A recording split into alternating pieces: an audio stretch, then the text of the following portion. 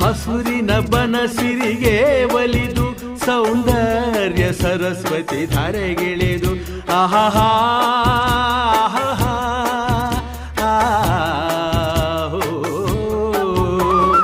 ಹರಿಯುವ ನದಿಯಲ್ಲಿ ಜಾಡಿ ಹೂವನದಲ್ಲಿ ನಲಿಯುತ್ತ ಓಲಾಡಿ ಚೆಲುವಿನ ಬಲೆಯ ಬೀಸಿದಳು ಈ ಗಂಧದ ಗುಡಿಯಲ್ಲಿ ನೆಲೆಸಿಹಳು.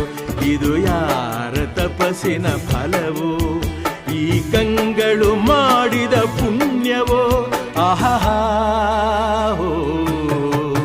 ನಾವಾಡುವ ನುಡಿಯೇ ಕನ್ನಡ ನುಡಿ, ನಾವಿರುವ ತಾಣವೇ ಗಂಧದ ಗುಡಿ.